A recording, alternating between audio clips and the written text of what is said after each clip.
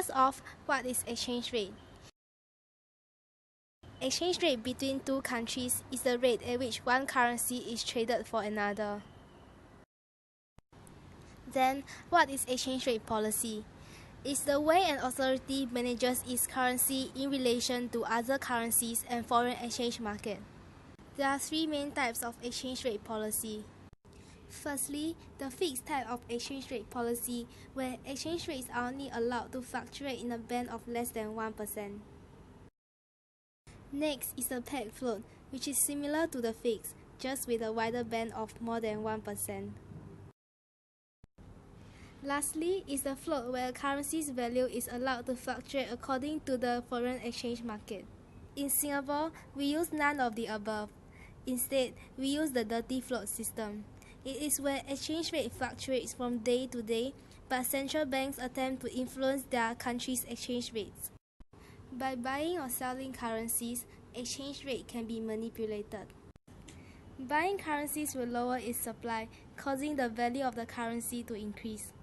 On the other hand, selling currencies will increase its supply, decreasing the value of the currency. By lowering the exchange rate, Singapore's balance of payment will be improved, assuming that the demand for imports and exports are price elastic. However, a low exchange rate will also result in increase in price of imports and inflation,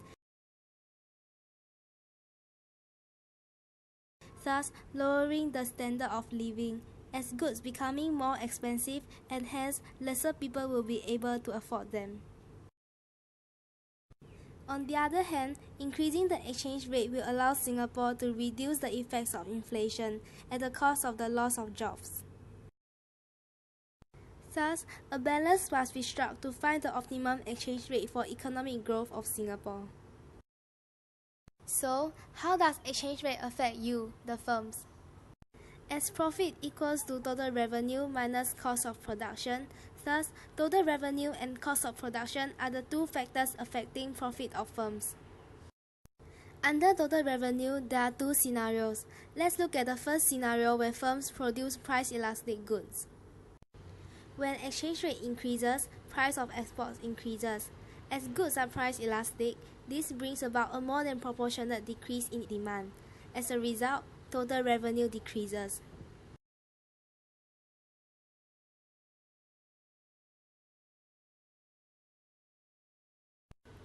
We will now take a look at the second scenario, where firms produce price inelastic goods.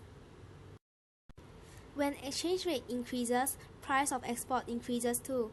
However, as goods are price inelastic, this brings about a less than proportionate decrease in demand. In this case, total revenue increases.